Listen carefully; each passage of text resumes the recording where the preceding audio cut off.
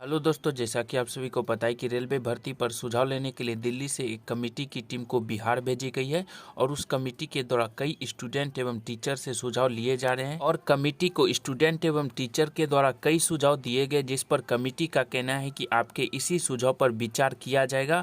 अगर इसी सुझाव पर विचार किया जाता है तो बड़ा बदलाव आप लोगों को देखने को मिल सकता है। सभी रेलवे भर्ती परीक्षा में आप लोगों को बड़ा बदलाव देखने को मिल सकता है। तो चलिए देखते हैं कि स्टूडेंट एवं टीचर के द्वारा क्या सुझाव दिए गए हैं, इसलिए आप लोग वीडियो को पूरा अवश्य देखिएगा। तो चलिए आज का वीडियो स्टार्ट करते हैं। तो आप लोग देख सकते हैं कि आज के ही न्यूज़पेपर में इसके बारे में सारी जानकारी दी गई है, जिसमें दिया गया है कि सुझाव बैंकों की तरह ही रेलवे में एक ही परीक्षा का नियम बने। आप लोग एक परीक्षा का मतलब एक एग्जाम मत समझिएगा, इसका दूसरा मतलब है आगे आप लोगों को समझाने वाले हैं। तो चलिए देखते हैं आगे क्या कहा गया है। तो आगे कहा गया है कि रेलवे अभ्यर्थियों ने रेलवे भर्ती बोर्ड के अधिकारियों को बैंक की तरह केंद्रीकृत परीक्षा, एक परीक्षा और रिजल्ट की प्रक्रिया अपनाने की सलाह दी है। अभ्यर्थियों का कहना है कि आईबीपीएस भी सभी बैंकों की परीक्षा केंद्रीकृत तरीके से लेता है, इसका रिजल्ट भी केंद्रीकृत तरीके से जारी किया जाता है। यहाँ खासकर आईबीपीएस पीओ भर्ती के बारे में बात की जा रही है। आईबीपीएस पीओ भर्ती में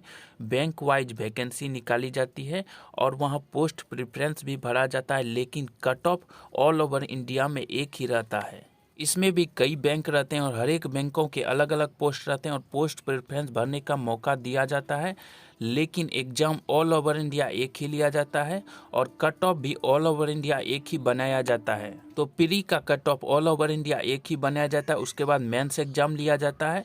मेंस एग्जाम लेने के बाद फाइनल सिलेक्शन होने पर पोस्ट प्रेफरेंस देखा जाता है। उसके बाद आप लोग देख सकते हैं कि आगे कहा गया है कि जिस बैंक में जितनी वैकेंसी होती है उसी अनुसार मेरिट आधार पर कॉल करती है। श्रेणीवार मेरिट जारी करके सीटों को भरा जाता है। यह प्रक्रिया नियमित तौर पर चलती है। आईबीपीएस वेटिंग लिस्ट भी जारी करती है, इसके अनुसार रिक्तियां भरती है। इसका अपना कैलेंडर भी है। प्रत्येक साल आईबीपीएस क्लर्क और पीओ के लिए पद जारी करता है। ऐसा करने पर विवाद की आशंका नहीं रहेगी। तो रेलवे बोर्ड को सलाह दी गई है कि आईबीपीएस की तरह ही रेलवे बोर्ड का भी कैलेंडर होना चाहिए। उसके बाद आगे कहा गया कि दरअसल पटना एनटीपीसी स्नातक स्तरीय और ग्रुप डी की परीक्षाओं को लेकर आरआरबी बोर्ड द्वारा छात्रों की शंकाओं को दूर करने के लिए एक उच्च स्तरीय कमेटी गठित की गई है। यह कमेटी सभी जगह जाकर छात्रों की समस्याओं को सुन रही है। वहीं अभ्यर्थियों ने ईडब्ल्यूएस के नए आवेदन को स्वीकार करने का प्रस्ताव दिया है। वैकेंसी के समय ईडब्ल्यूएस का सर्टिफिकेट बनाने में छात्रों को परेशानी हुई थी। बोर्ड के पास आए सुझावों पर आरआरबी गंभीरतापूर्वक विचार करती है, तो रेलवे की परीक्षाओं में बड़ा बदलाव देखने को मिल सकता है। तो आईबीपीएस क्लर्क की जो वैकेंसी होती है उसमें स्टेट वाइज कट ऑफ निकाला जाता है, जैसे कि रेलवे में जोन वाइज कट ऑफ निकलते हैं, लेकिन आईबीपीएस पीओ एग्जाम में ऑल ओवर इंडिया एक ही कट ऑफ निकाला जाता है और ऑल ओवर इंडिया एक ही एग्जाम लिया जाता है। उसके बाद प्री एग्जाम के बाद मेंस एग्जाम लिया जाता है। तो एक परीक्षा का मतलब आप लोग एक एग्जाम मत समझिएगा। एक एग्जाम का मतलब है कि आईबीपीएस पीओ में जिस प्रकार से ऑल ओवर इंडिया का एग्जाम लिया जाता है उसी प्रकार रेलवे में भी एग्जाम लिया जाए। तो रेलवे में पहले जोन वाइज एग्जाम लिया जाता था, लेकिन अब एक ही एग्जाम लिया जाता है। ऑल ओवर इंडिया रेलवे में भी एक ही एग्जाम लिया जाता है। तो आप लोगों ने एनटीपीसी का एग्जाम दिया होगा तो आप लोगों को जोन वाइज क्वेश्चन पेपर में बदलाव देखने को नहीं मिला होगा। सभी जोन के लिए एक ही पेपर लिया गया था। तो यहाँ यही कहा गया है कि आईबीपीएस की तरह ऑल ओवर इंडिया लेवल पर एक ही एग्जाम हो और इनका ऑल ओवर इंडिया लेवल पर एक ही कट ऑफ बने। जोन वाइज कट ऑफ नहीं बने, ऑल ओवर इंडिया पर एक ही कट ऑफ बने। उसी के बारे में आप लोग देख सकते हैं कि आगे कहा गया है कि आरआरबी के सभी बोर्ड जारी करते हैं कट ऑफ। आरआरबी सिर्फ रिक्तियां व परीक्षा केंद्रीकृत कराता है। देखिए यहाँ कहा गया वही बातें यहाँ कहा गया है, पर सभी बोर्डों का कट ऑफ अलग अलग जारी करता है।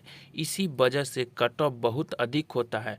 नॉर्मलाइजेशन की वजह से अच्छे अंकों के बाद भी छात्र पिछड़ जाते हैं, यह एक बड़ी समस्या। इसके अलावा जिस बोर्ड में जितने सीटें हैं छात्रों की भीड़ उधर ही बढ़ जाती है। तो यहाँ यही बात कहा गया है कि एक ही cut off all over India का एक ही कट ऑफ बने, उसी के अनुसार सभी जोन में सिलेक्शन हो। एग्जाम तो ऑल ओवर इंडिया एक ही लिया जाता है, लेकिन कट ऑफ हर एक जोन का अलग अलग रहता है, जिसके कारण किसी जोन में कट ऑफ अधिक चले जाता है और किसी जोन में कट ऑफ कम चले जाता है।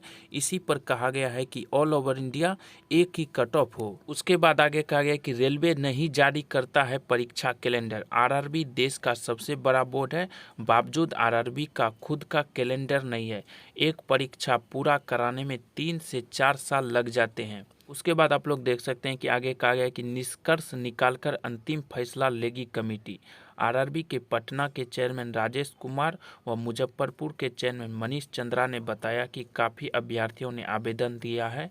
पटना में 250 से ज़्यादा और मुजफ्फरपुर में 50 से ज़्यादा अभ्यर्थियों ने बातों को कमेटी के समक्ष रखा है। कमेटी अभ्यर्थियों की बातों का निष्कर्ष निकालकर अंतिम फैसला लेगी। आगे कहा गया है कि ओवरऑल रिजल्ट जारी करने का दिया सुझाव। आरआरबी एनटीपीसी के स्नातक स्तरीय परीक्षा का रिजल्ट अभ्यर्थियों ने ओवरऑल जारी करने की मांग की है।